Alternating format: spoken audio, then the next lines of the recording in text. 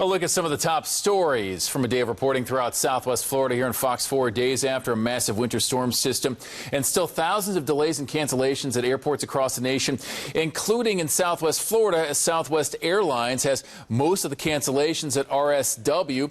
The Southwest Airlines Pilot Association is also pointing the finger at the storm from before Christmas, as well as the airline's scheduling software calling it outdated. A union rep for Southwest flight attendants is also criticizing the airline, saying that Southwest chose to take flights in the middle of the storm and not cancel enough of them as it pushed through the nation. Experts are estimating there'll be more than 30 million cubic yards of debris picked up from Hurricane Ian throughout the state. One of the biggest concerns among environmental watchers is water that may leach from the landfills into groundwater. Researchers at Florida Gulf Coast University are studying whether mangroves can help to filter out some of the more harmful materials to protect the environment, as mangroves do grow better in nutrient-rich environments, but researchers don't yet know how they will hold up to toxic materials. But time is running out, and with more trash piling up, a solution is needed before the long-term damage reaches the environment. Fort Myers police also want more information about what led up to an early morning shooting on Tuesday near Fowler and Winkler. Investigators say it happened at about 3 in the morning at a parking lot on Fowler, with gunfire hitting one person who's expected to survive. Police do have this man in custody, though, Desmond Moss, on a $250,000 bond. Anyone with further details on the crime is asked to contact Crime Stoppers. And turning to our weather now across Southwest Florida, it will be another chilly start. Widespread 40s are expected, so heads up there. You might want that jacket for your Wednesday morning.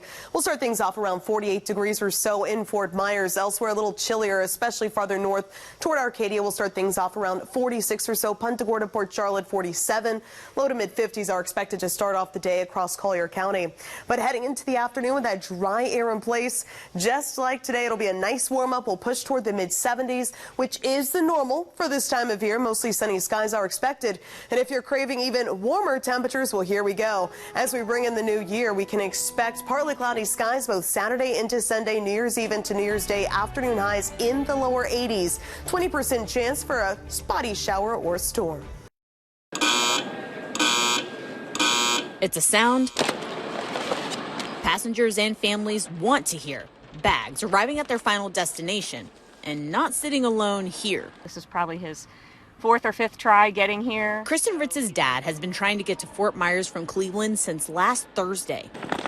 He literally had booked like 2 or 3 different tickets, knowing that that was going to be a mess. On Tuesday, he made it. We'll have our Christmas dinner tonight. Others, like Morgan Trout, not so lucky. Saturday morning, I was originally supposed to fly out. She's still trying to make the trek from Columbus, Ohio to see family, and I also wanted to surprise one of my best friends, but that can't happen either. 5 times her Southwest flight from Columbus got canceled. The lack of transparency, communication, and accountability, Trout says, is frustrating. You should have plans in place for things like this. Why were they not prepared for this to happen? A question the Department of Transportation is also looking into.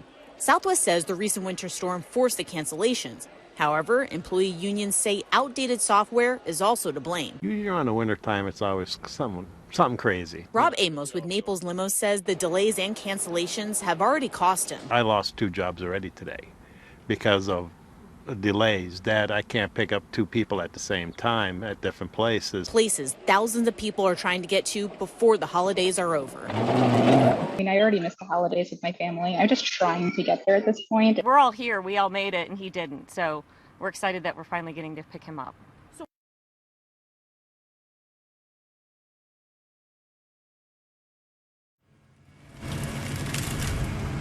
Heaps of garbage have been collected all throughout Southwest Florida. In Lee County alone, you could fill the Empire State Building 3.5 times full of trash. But a big concern is what happens when water leaches through the garbage in landfills and into the ground. But if we had a storm and then we have big rain, so everything will be leaching out into the ground, and then it becomes nearly impossible to fix that issue. That's why scientists like Dr. Serge Thomas with the Water School at Florida Gulf Coast University are studying ways to filter out the harmful materials in landfills. That has them looking at mangroves, which grow naturally along Florida's coastline. We can actually use them and study how much pollutants they remove. So we're looking at nutrients, we're looking at heavy metal, we're looking at compounds. Dr. Thomas says mangroves grow better in nutrient-rich environments, but researchers don't yet know how they would hold up against toxic materials. He tells me he's optimistic about some of the early research he's seeing, but the clock is ticking. With more and more trash piling up, a solution might be needed before long-term damage hits our environment. It takes a lot of money to treat chemically that leachate. So we're using here again plants to do the job. Like we use wetlands to treat the water for nutrients. We're going to try to use mangrove.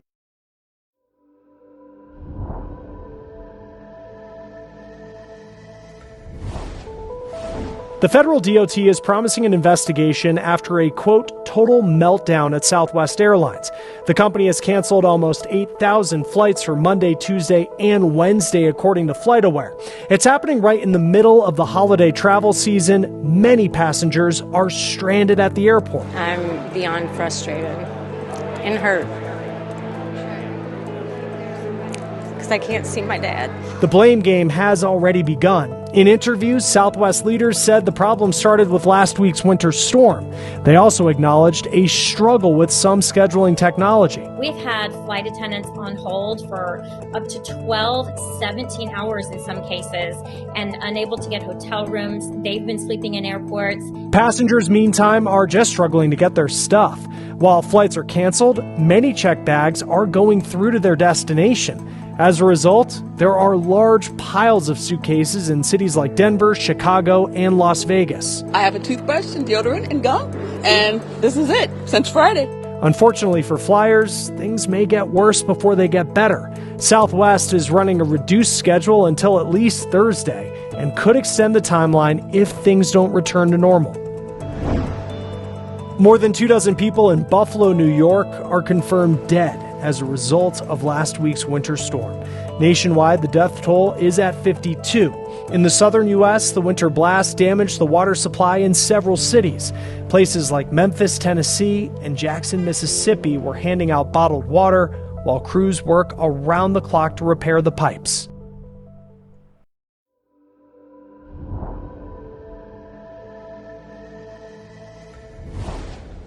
Another year in the past, putting us further from the start of the COVID-19 pandemic. 2022 provided solutions and expanded answers. We've seen an evolution, not just in the virus itself, but in the way we think of COVID-19 as an illness, and the way we treat it, the way we diagnose it, and how we look forward to the new year. Chief Medical Officer at Swedish Medical Center in the Denver area, Dr. Jaya Kumar, has been at the forefront of this virus since its inception. Now we have rapid sequencing of viral genomes. So any virus you see, you could sequence it, duplicate it, make a treatment or a vaccine against it. That is huge. She points to some of the biggest advances that were made in 2022. We saw new antiretroviral drugs come in, like Paxlovid, which is a pill which you can give as an outpatient. That is something Dr. Scott Joy, who has worked with many sick COVID patients in Colorado, says has kept patients out of the hospital. On a weekly basis, we're doing, myself personally, about 6 to 10 prescriptions of Paxlovid a week. And I think that I've yet to see a patient who's been admitted really in the last 6 months of 2022. The last year has also expanded experts' knowledge. For example, we are seeing an RSV or flu surge. Things have become like a piece of cake for us. We know what to do. And we had our surge protocol ready in 30 minutes, while this would have taken us hours and hours of hard work 2 years ago. But while these successes are worth celebrating, both doctors say it's important to acknowledge the hurdles. I think one of the challenges moving forward after the pandemic is patients' trust in the vaccine. I'm a little concerned that vaccines are just the tip of the iceberg. Then we're going to start getting questioning about data around cancer screenings and questioning about cholesterol medicines to reduce risk of heart attack and stroke. And healthcare staffing has become an issue too. I think the biggest challenge we have moving forward is really the workforce. That's going to be a big challenge for us in the next year or two. These experts emphasize that people are still not caught up on necessary medical exams and screenings, which could lead to larger health complications if not taken care of. I do think we've held back. And we are still seeing people come in with advanced stages of illnesses. We still see in the hospitals people who have postponed medical care. I think we need to do a lot of catching up in the next few years. In order to understand where we are going, it's crucial to pinpoint where we currently stand with COVID-19. The concept of never getting COVID is something that we need to get over. We could potentially enter into an endemic stage, but that'll take some time. in endemic stages where you see predictable surges like flu. The years to come will allow us to be more informed on the effects of the COVID-19 virus. We're still in the infancy stages of this pandemic, although it seems like it's been years, but long-term effects are still unknown. So the next few years will be building upon the technology, investing more in basic science research, and be better prepared for any more pandemics that we may see in future. In Denver, I'm Jessie Cohen reporting.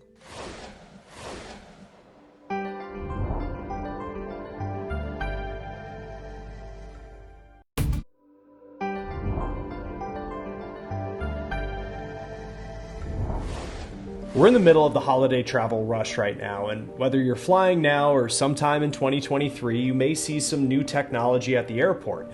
The TSA has been expanding where it's testing facial recognition technology for passenger screening. It's now at more than a dozen airports across the country you see on this map. The agency tells us it's evaluating the efficiency of this technology before taking it nationwide. Here's how it works. At security, you put your ID in a machine and the photo is matched with what the camera sees. The TSA is also testing another system on a more limited scale where your face is your ID. The machine compares your face to a database of pictures the government already has. There's a consent aspect, there's a privacy aspect, and there's a security aspect that really needs to be considered a lot more thoughtfully before TSA moves forward with any of this. India McKinney is with digital rights group, the Electronic Frontier Foundation. She says there are more privacy protections around the machine checking out your ID compared to the system that just uses your face because it's not connecting your information to the internet. There's also the question of bias. McKinney says it's a mistake to assume the technology is going to work 100% of the time for everyone. The TSA tells us it's continuing to monitor to ensure there's no inherent bias and says the pilots are voluntary. The question when they say something is voluntary is how easy is it to opt out? And we've gotten conflicting reports on exactly how easy that is. McKinney believes it's going to be on Congress to make sure people continue to have the ability to opt out.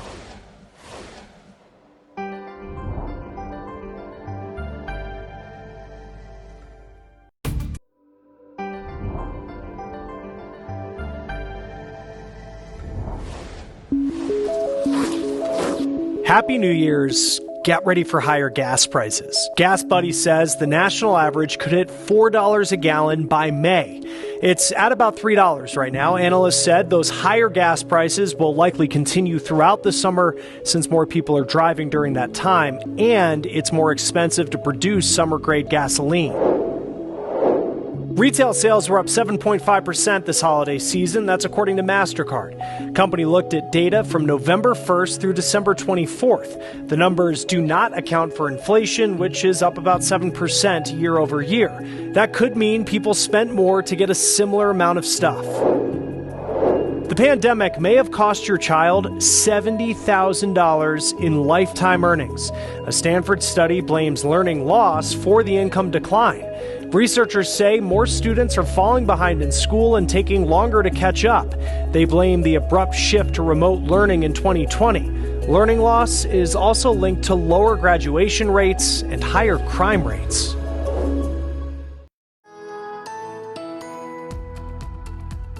Us, I'm Fox 4 certified meteorologist Katie Walls. Heading out this evening, high pressure is in control. That means mostly clear skies and those temperatures not quite so chilly. So tomorrow morning we'll start things off in the upper 40s, still a bit cooler than average, but certainly not as chilly as it has been. Light northeasterly winds are expected around 10 miles per hour. And for the rest of us, we'll be starting off in the mid 40s for DeSoto County, extending toward Port Charlotte into Northport. Around 46 degrees or so for Punta Gorda, 50 for Bonita Springs. Lower 50s expected for coastal Collier County as we kick off your Wednesday morning. And that's basically the final day of temperatures in the 40s. We'll quickly see those temperatures moderate, climbing into the 50s for lows Thursday morning. And then we'll be heading into spring territory as we start off the new year with morning temperatures in the 60s. High temperatures tomorrow climbing into the mid 70s. And then by Friday, we push toward 80 degrees with lower 80s expected as we ring in 2023. If you would ask me when I was 3 years old what I wanted for Christmas, my answer probably would have been to be the king of a Toilair like this. But more research is showing toys like these, they're not just for kids any longer. More adults than ever before buying them for themselves. Everybody has their different passion as far as it comes down to. If passion could be personified, All right, don't get my snot nose now. it would be this. A grown man braving sub-zero temperatures for a few minutes of joy with his remote-controlled car. You're not sitting behind a TV or a video game. You're actually enjoying being outside. Rain, snow, or shine. Pretty much my RC room. It's kind of like the playroom. Step inside, however. This drill is such a pain, but so easy at times. And you can see just how deep Vinny Indolini's passion goes. Up here we have the new Fortec. This is the Corvette series that they just came out with. Mustang drag slash, basically it's set to go A to B. Vinny is one of the millions of Americans who hasn't been able to shake the joys of childhood. New numbers show over the course of the last year, people 18 and older represented 14% of U.S. toy sales as they spent $5.7 billion on them. That's significantly higher than the previous year, as adults are the second fastest growing user of toys in the country, and companies are taking note. In October, McDonald's launched adult Happy Meals, and other companies are spending more marketing dollars on older age groups. Just in trucks alone, I probably got about 15 grand invested. Just in trucks, not including batteries, parts, hours, paint, none of that. Vinny has been at this for years, but the pandemic accelerated the growth of what some are calling kidults. It's a lot of fun. As people spent more time indoors with time on their hands, brands like Lego and Build-A-Bear started targeting adults as they rekindled old passions. Today, 40% of Build-A-Bear sales come from adults and teens, up from 20% in 2012. These things take a beating, that's for sure.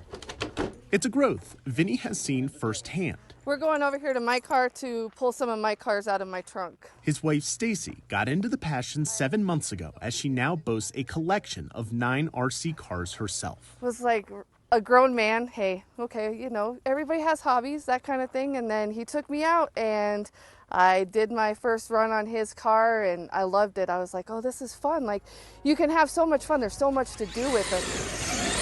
I'll never outgrow it. I mean, we got guys that come with us to Wheel Park. I mean, 50, 60 years old, 7 years old. They love it. It gives them something to do. Pursuing passions creates happiness. And for people like Vinny Indolini and his wife, that's something that will never go out of style. Every day I get to, well, I'm going to go race on the street today. I don't have to go to jail for it, so that's a bonus. In Denver, I'm Dan Grossman.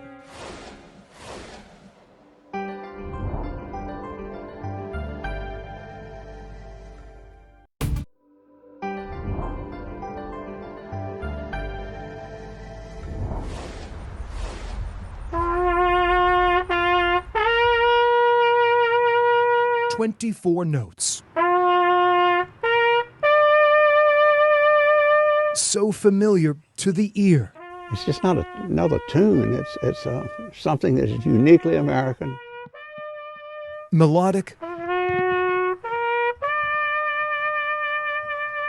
yet solemn in their simplicity. Very heavy and profound. 98-year-old bugler Stuart Boone does not need sheet music. An honor to play it. The veteran of the Battle of the Bulge can tally how many times he has played taps. It brings tears to most people's eyes to hear it. The call that echoes from coast to coast at military funerals and installations daily was composed just a few miles from where Mr. Boone now plays. Berkeley Plantation in Charles City County is dripping with history. It was the site of the first Thanksgiving and home to our 9th president, William Henry Harrison. The sprawling landmark sitting along the James River is also the birthplace of taps. The tune itself has become our national song of remembrance. In July of 1862, while the Civil War rages across Virginia, Union General Daniel Butterfield composes a new song to order lights out for his troops. So this is very historic ground, and the fact that taps, America's most famous bugle call, was born here is just so important. Yari Villanueva is considered America's preeminent taps historian. The Bugler from Maryland says the new tune grips the 140,000 soldiers camped at Berkeley and beyond. And I'm sure that they all were looking at each other wondering what that was. The United States Air Force band veteran has performed taps tens of thousands of times at Arlington National Cemetery and military ceremonies. It has been a bugle call that's been with me all my life. Taps was born out of this incredibly awful struggle. Malcolm Jameson, who owns Berkeley, says taps touches his soul. It was a haunting melody. As a teen, Malcolm's grandfather John served as a drummer boy in the Union Army and listened to taps performed right here at the very beginning. I've heard it hundreds, thousands of times. Every time I hear it, it gives me goosebumps. Berkeley embraces its connection to music history. A marker installed 53 years ago commemorates the moment. On display, the instrument reportedly owned by Oliver Norton Wilcox, the soldier who first sounded the song. It's an emotional call because it's performed under the most trying circumstances. The 24 notes of taps signal finality, a somber ending. But it is one tune that carries. I try to make it as flawless as possible. Enduring over the centuries. I just do my best trying to reach that ultimate goal. Passed down from generation to generation.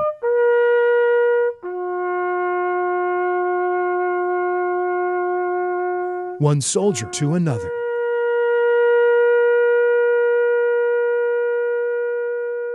I'm Greg McQuaid, reporting.